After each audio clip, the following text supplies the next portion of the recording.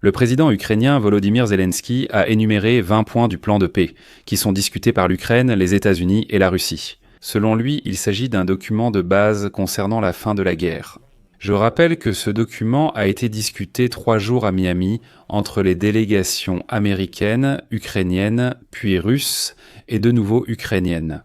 C'est un document finalisé servant de base au règlement pacifique, c'est la version définitive. Voilà. Les Russes ont déjà déclaré aujourd'hui qu'ils exigeraient d'apporter leurs propres modifications à ce document, alors qu'en fait ce document a été discuté avec Kirill Dmitriev à Miami avec Steven Witkoff. Découvrons le contenu de ce plan de paix, présenté publiquement pour la première fois. Les 20 points comment et qu'est-ce qui y est écrit. Certaines parties cachées figurent dans des annexes séparées à ce plan de paix. Mais nous allons discuter de ce qui est déjà connu publiquement et nous analyserons obligatoirement chacun des points. Je m'appelle Alexei Pitchi, discutons ensemble de ce sujet, mais avant de commencer, je vous demande de vous abonner à cette chaîne, de mettre un like et de laisser, s'il vous plaît, un commentaire détaillé sous cette vidéo, car cela aide beaucoup à promouvoir le contenu sur YouTube. Vous pouvez d'ailleurs vous souhaiter un joyeux Noël, et abonnez-vous aussi à ma chaîne Telegram Pitchi News, le lien se trouve dans la description de cette vidéo. Là-bas, nous publions des actualités en temps réel dès qu'elles arrivent.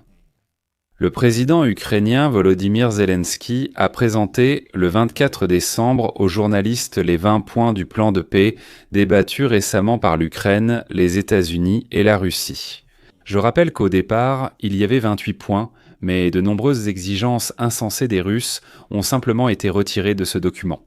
Et donc, selon Zelensky, Kiev attend la réaction de la partie russe sur les points en discussion. Après quoi, je cite, « Nous comprendrons nos prochaines étapes et les délais possibles pour telle ou telle décision. » Fin de citation.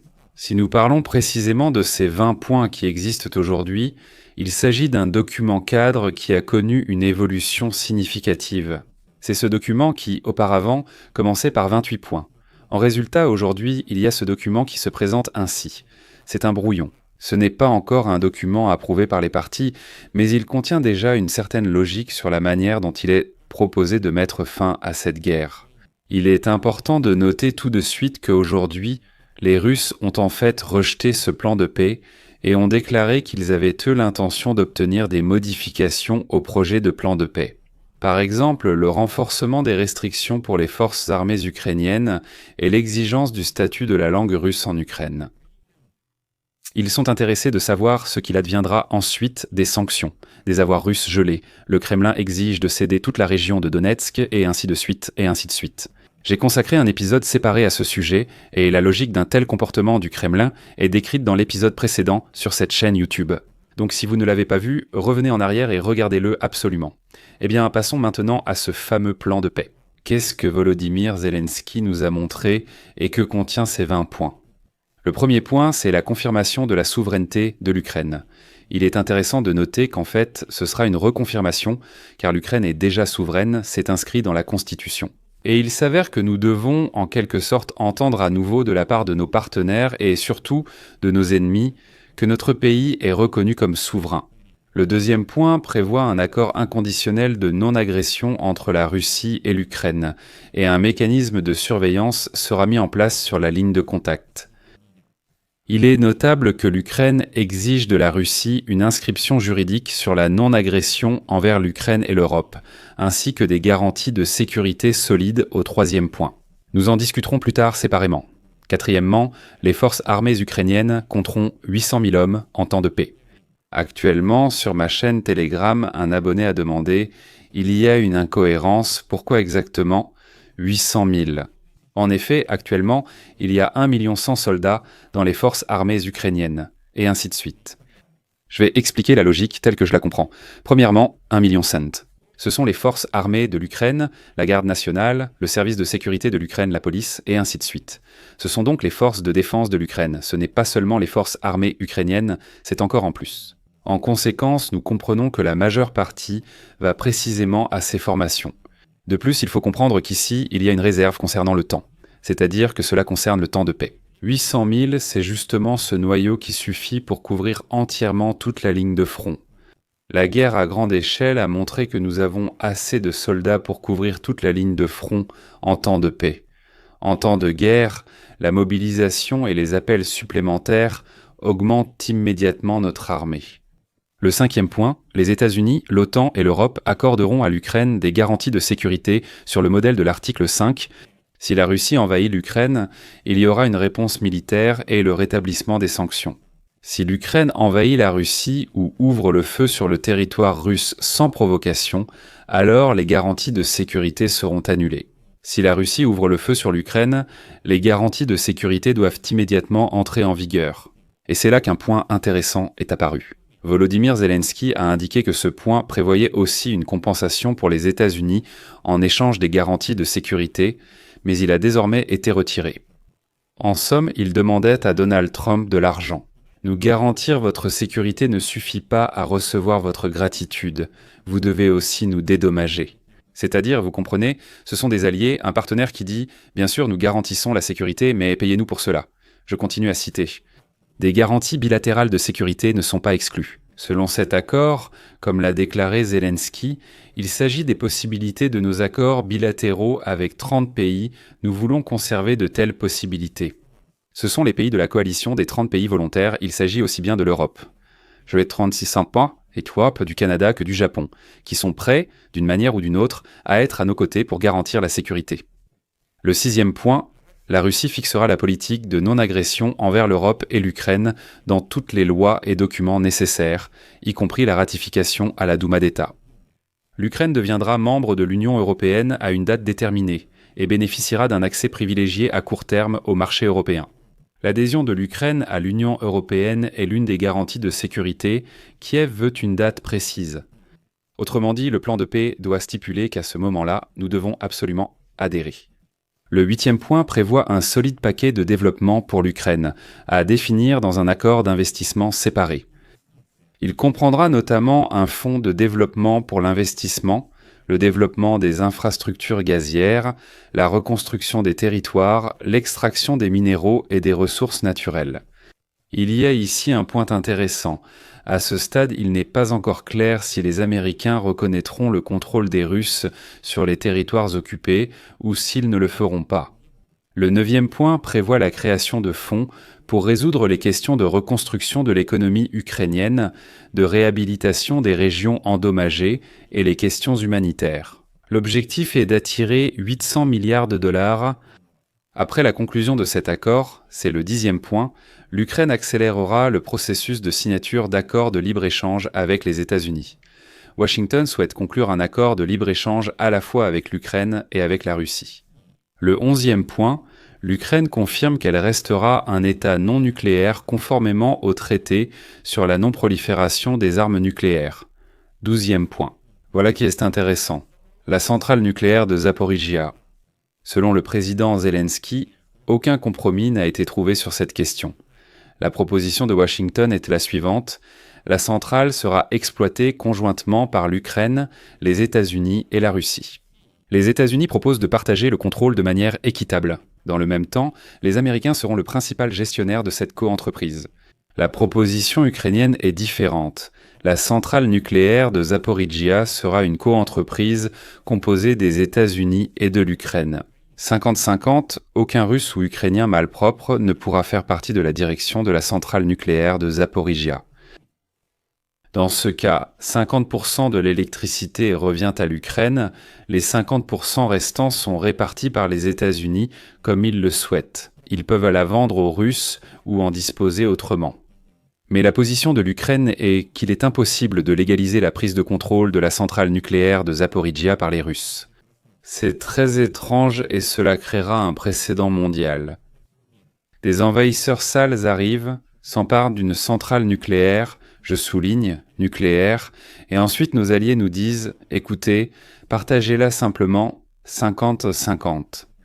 C'est comme si je venais chez vous et prenais vos 100 $. Et puis il y a une personne qui arrive, qui veut nous échanger et qui dit « Écoutez, donnez-lui simplement 50 $ et voilà, vous aurez chacun 50. Tout va bien ». Ça, eh bien, ce n'est clairement pas une solution au problème. Désolé de l'expliquer ainsi. Mais il semble étrange que la Russie ait un droit sur la gestion de la centrale nucléaire de Zaporijia. On continue. 13e point.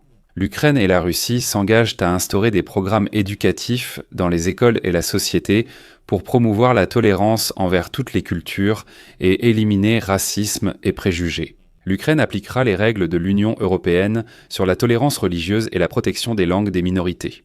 C'est un point intéressant, il faut en discuter, d'accord. Autrement dit, l'Ukraine dit en fait que nous sommes pour le respect de la langue russe, en Ukraine par exemple, mais alors la Russie doit aussi mettre en place des programmes éducatifs dans les écoles. Expliquer que l'Ukraine est un État souverain, qu'il n'y a pas de nazis ni de bandéristes là-bas.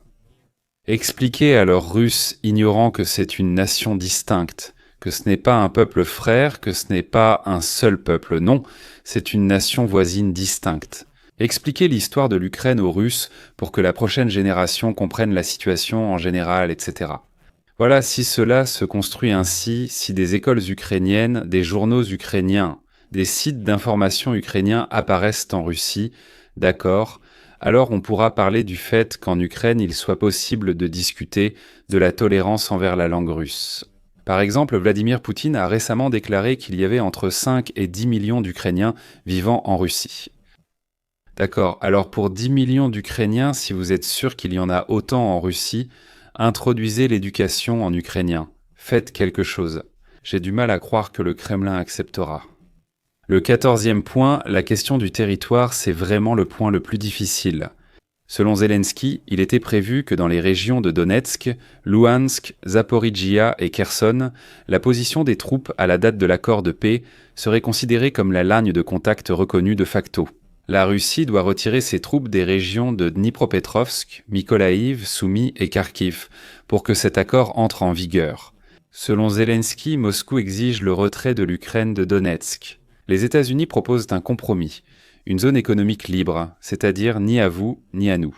S'il n'y a pas d'accord sur on reste où on est, c'est-à-dire que personne ne se retire, alors la zone économique libre ne peut être acceptée que par référendum auprès des Ukrainiens. Zelensky a précisé que les États-Unis soutiennent le référendum, mais que tout le document doit être soumis au vote, pas seulement une question.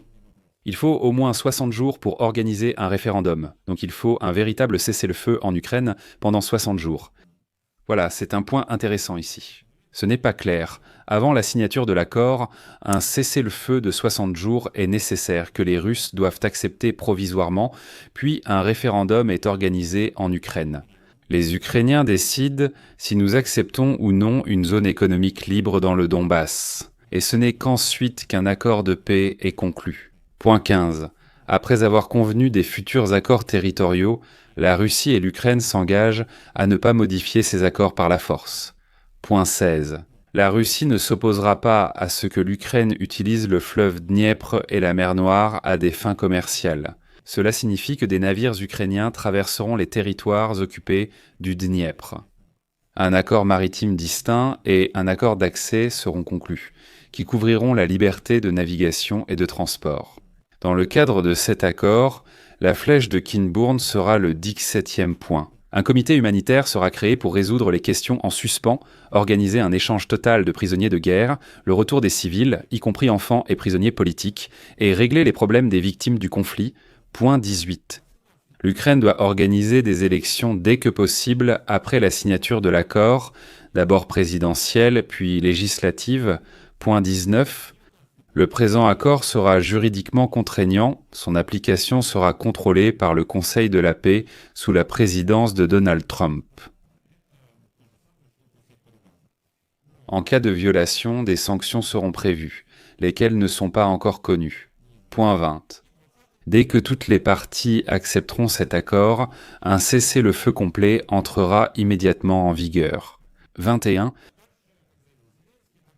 L'Ukraine soumettra l'accord à la ratification de son Parlement ou organisera un référendum national pour son approbation. L'Ukraine peut décider de tenir des élections en même temps que le référendum. Il est prévu que l'accord entrera en vigueur après que les deux parties auront rempli leurs obligations en vertu de cet accord. Les garanties de sécurité ne prendront effet qu'à condition que l'accord soit entièrement ratifié ou approuvé par référendum. Zelensky a également indiqué qu'en plus du plan de paix, 3 autres documents sont en cours de discussion. 26. Il s'agit d'un document tripartite entre l'Ukraine, les États-Unis et l'Europe concernant les garanties de sécurité. 27. D'un document bilatéral entre l'Ukraine et les États-Unis sur les garanties de sécurité. 28. D'une feuille de route, une carte pour la reconstruction et le développement économique de l'Ukraine jusqu'en 2040-30. Le Kremlin, comme vous le savez, a déclaré aujourd'hui que non, aucun des 20 points ne nous convient, et qu'ils vont en quelque sorte les revoir et les modifier. Ce que le Kremlin souhaite modifier, je l'ai déjà expliqué dans l'épisode précédent. C'est pourquoi je vous invite à aller sur la chaîne et à regarder si vous ne l'avez pas encore vu. Aujourd'hui, en publiant ces 20 points du plan de paix sur ma chaîne Telegram Pechi News, un abonné a posé une question intéressante. Et si la Russie ouvrait le feu sous un faux drapeau ou par l'intermédiaire de personnes inconnues? Il s'agit sans doute de ces petits hommes verts, comme en Crimée. Cela signifierait-il que les garanties de sécurité ne s'appliquent plus d'un?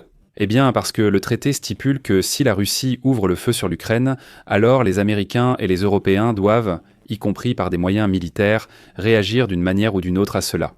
En réalité, il y a une réponse ici. Parce que dans le cadre des négociations qui ont eu lieu à Miami le week-end dernier, il a été question que les services de renseignement américains devront justement surveiller en permanence, suivre toutes les actions et déplacements de l'armée russe. Et il y avait justement un point qui stipulait que les Américains, le renseignement américain, devaient s'en surveiller afin qu'il n'y ait surtout pas d'attaque sous faux drapeau. Si une telle attaque sous faux drapeau devait se produire, ce serait alors la tâche du renseignement américain d'identifier que ce sont les Russes. Malgré tout, les garanties de sécurité resteront en vigueur. C'est-à-dire que ces points ont justement été discutés de manière très minutieuse lors des négociations qui ont eu lieu à Miami le week-end dernier. C'est pourquoi, d'après ce que je comprends, les militaires ukrainiens, ainsi que Umerov, lors des négociations, ont justement défini ces points sensibles. Il faut comprendre que nous discutons ici de la partie publique, mais il existe aussi une partie non publique, comme la question des garanties de sécurité. Plusieurs documents existent. J'ai déjà fait une émission à ce sujet sur YouTube, mais je le répète. Il y a un document public, politique, et un document technique. Voici ce dernier. C'est la partie du traité qui concerne uniquement les militaires et la mécanique des actions, précisant exactement quoi faire et que faire si... Et là, il y a plein de points. Que faire si c'est sous des drapeaux étrangers? Que faire si ce sont des personnes inconnues? Que faire si ceci, cela, etc. Là encore, il est clairement indiqué ce qui est considéré comme une violation du cessez-le-feu. Un seul tir, ou je ne sais pas, un tir d'obusier, ou quoi exactement doit être identifié comme une violation du régime de cessez-le-feu. Tous ces aspects dans le technique y sont clairement indiqués là-bas, donc je ne m'en inquiète pas. Et puis il y a un autre point sur lequel mes abonnés ont attiré l'attention. Ils écrivaient que, soi-disant, la construction est incorrecte, faible et dangereuse. Lier des garanties à long terme à une seule figure politique, Donald Trump. Et ici, il faut préciser une chose. Personne n'a l'intention de lier les garanties de sécurité et l'accord de paix à la personne de Donald Trump. C'est pourquoi l'Ukraine demande la ratification des garanties de sécurité par le Congrès américain, à la Chambre des représentants et au Sénat. Si le document est ratifié, il devient juridiquement contraignant. Ce document n'est pas un document signé par un quelconque président, c'est un document signé entre les États, l'Ukraine et les États-Unis d'Amérique. Donc lorsque vous entendez parler de ratification par le Parlement, cette ratification, c'est en fait la volonté du peuple américain de fournir des garanties de sécurité à l'Ukraine.